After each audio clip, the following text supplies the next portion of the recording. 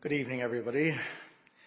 Just like to share my thoughts, which are very similar to Nora's thoughts, on this issue of how our state has respected and valued children during the work that I have been doing. In the 1970s, I went with two other Jesuits to live and work in Summerhill in Dublin's inner city. What I witnessed there shocked me. The living conditions were appalling. The place was crawling with rats. There was no soundproofing between flats. Flats on the top floor, the roof leaked. I was shocked at the conditions in which people were living and in which young people were growing up. But what shocked me even more was that I had been living in Dublin and I had been totally unaware of the conditions that people lived in there.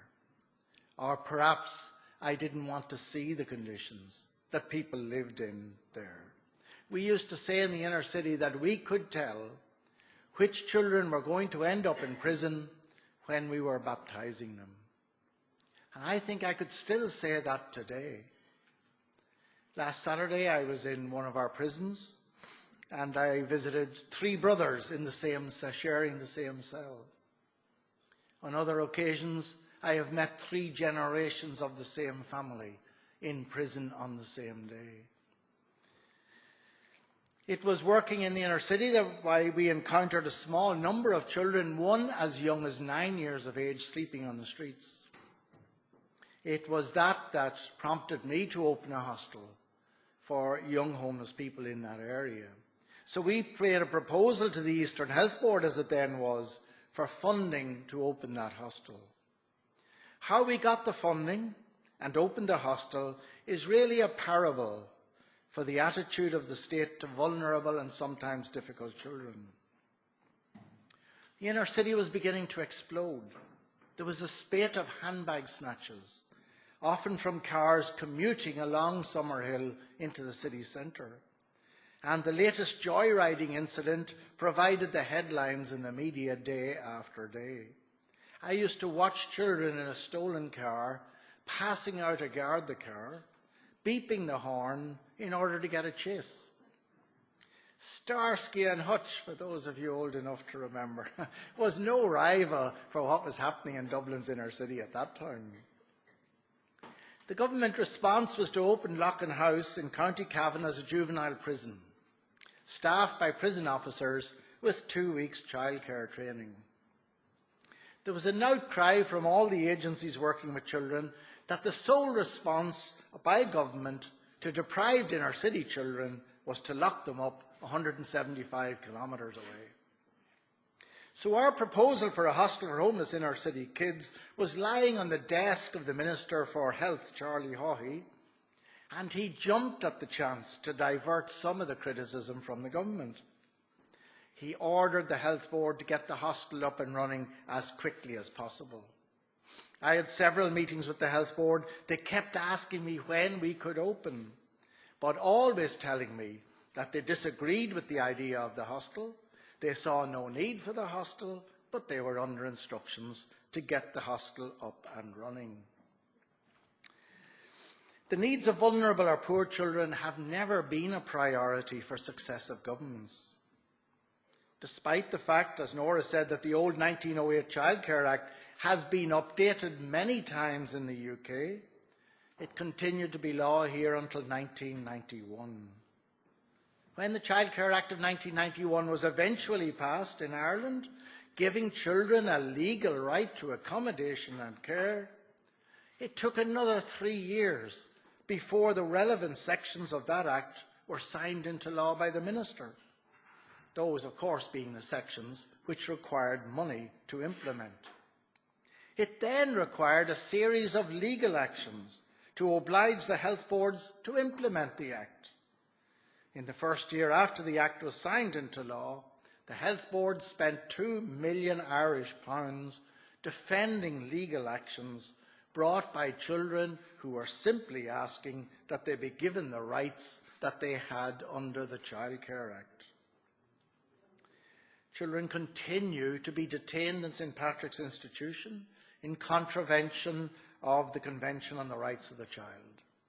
And while I welcome the recent commitment to end the detention of children in St. Patrick's Institution, and I understand that last Thursday the last 16-year-old moved out of St. Patrick's Institution, I still have to remember that it was the Whittaker inquiry into the prison system which first recommended the closure of St. Patrick's in 1985. Despite some improvements in recent years, mental health services for children are still scandalously inadequate, with, as Nora again said, 132 children, that is 1/3 of all children admitted to psychiatric hospital care in 2011, had to be admitted to adult psychiatric wards because of inadequate provision of inpatient beds in child psychiatric wards. Most social work teams are unable to respond quickly or at all to many child welfare referrals due to lack of resources. A fire brigade service, as one social worker called it, where only the most urgent cases are responded to and the others are just put on long waiting lists, or files are closed without even being investigated. To bring us up to the level of social work service that exists in Northern Ireland, we would need another 2,000 social workers. The list goes on and on. The history of the calls for a constitutional referendum on the rights of the child also illustrate the lack of political interest. As Nora said, in 1993, Judge Catherine McGuinness, as chairwoman of the Kilkenny Incest Inquiry, recommended a change to the Constitution to include a statement on the rights of the child. Nothing happened. The Constitutional Review Group, established in 1995, recommended in its report the following year that the Constitution be amended to include certain rights of the child. Nothing happened. In 1998, the UN Committee on the Rights of the Child found that Ireland's welfare practices and policies do not adequately reflect the child rights-based approach enshrined in the Convention on the Rights of the Child, and recommended the speedy enactment of the recommendations of the 1996 Review Group. Nothing happened.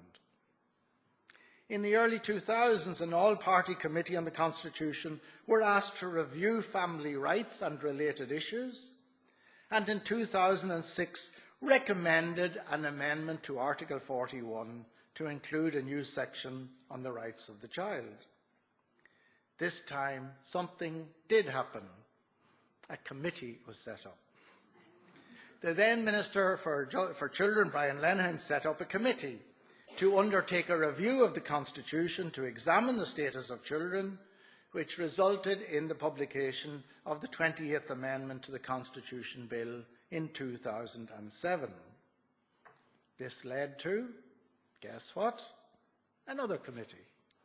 The Joint Committee on the Constitutional Amendment on Children reviewed the 28th Amendment Bill and recommended an alternative wording. This led to another committee, and we are now awaiting the wording of the referendum promised in the autumn. This referendum on the rights of the child is potentially one of the most significant steps forward for children in recent years. However, I have two fears. The first is that the Department of Finance will get their hands on the wording of the referendum and ensure that it will be diluted so that it involves little or no cost to the state. In that case, I will not be able to support the referendum.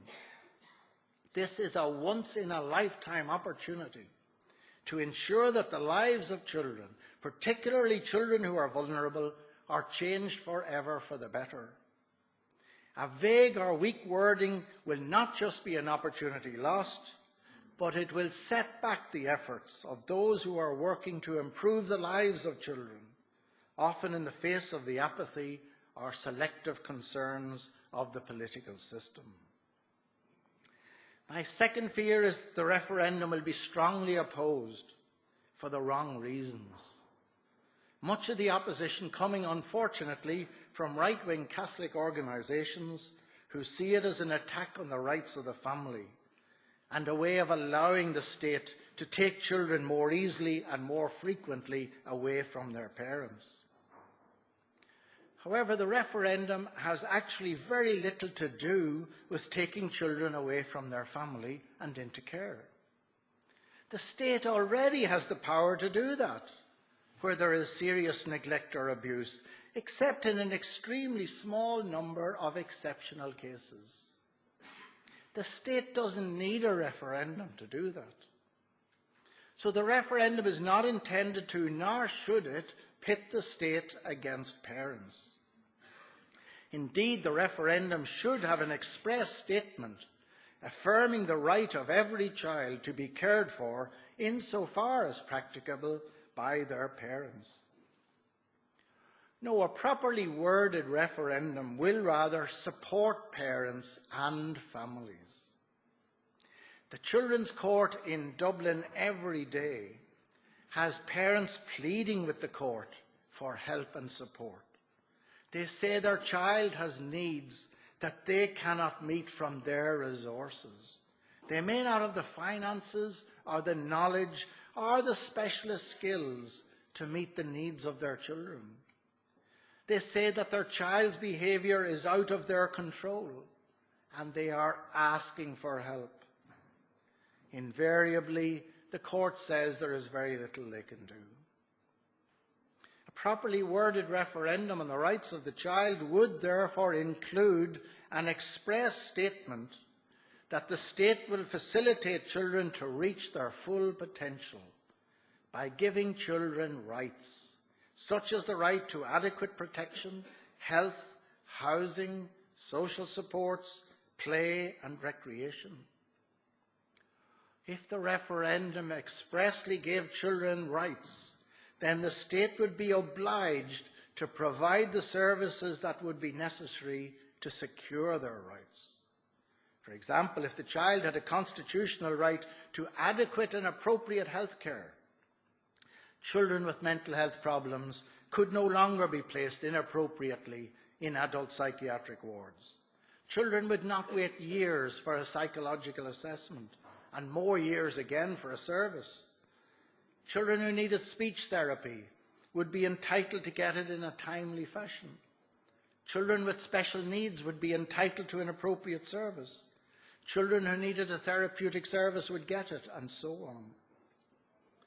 Parents who are at the end of their tether trying to get a service for their child would now have a right to that service. Giving children rights is to support parents, not to attack them. Indeed, in the Baby Ann case, a Baby Ann case was a case where two unmarried parents felt they couldn't rear their child properly and they gave their young baby up for adoption. After 2 years with their foster family, who were very advanced in the process of adopting the child, the two parents got married and they asked for their child back. The High Court refused, saying it was not in the best interests of the child. But they went to the Supreme Court, and the Supreme Court said that according to our Constitution, the parents had a right to have the child back, even though it was not in the best interests of the child. So in the Baby Ann case, it was the failure of the state to offer her parents adequate support in the first place, to enable them to rear her, that prompted them to give her up for adoption. Of course, giving children rights will cost money, and therein is the rub. A referendum on its own won't make the slightest difference unless it gives children rights and ensures that the services and resources which are necessary to meet those rights are provided. Services which frequently now do not exist, or for which there are excessively long waiting lists.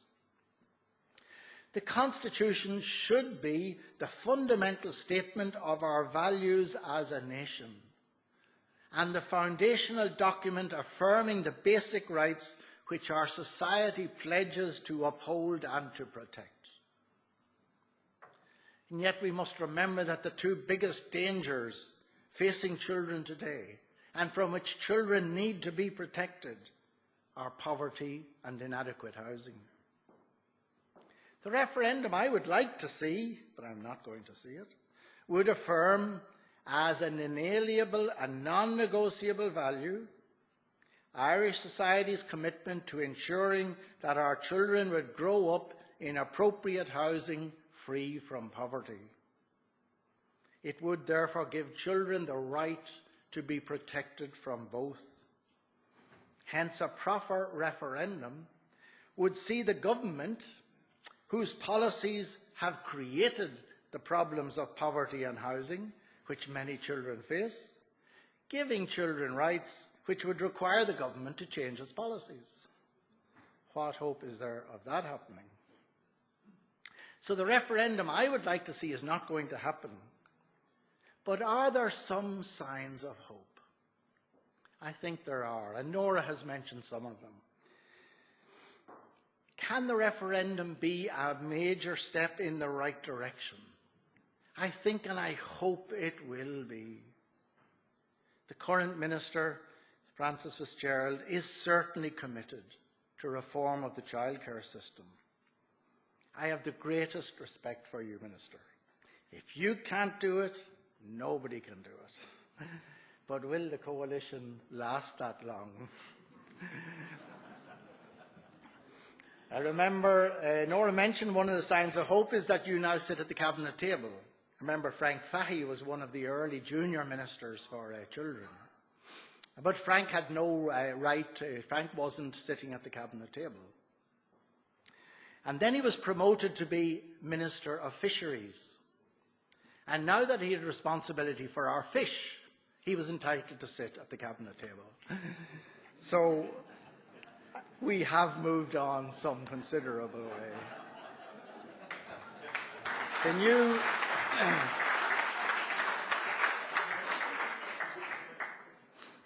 Again, the new Child and Family Agency, which will replace the childcare section of the HSE in 2013, offers a lot of hope. The HSE was incapable of focusing adequately on childcare issues, given the crises in A&E, hospital budgets, and so many other urgent problems within the health service which kept arising.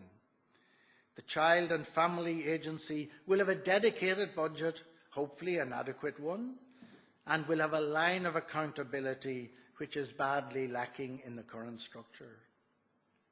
Pending closure of the wing of St Patrick's housing 16 and 17-year-olds is also welcome and long overdue. It was one of the first promises made by the new director of the Irish Prison Service, another man for whom I have great respect, and hopefully it will proceed as planned.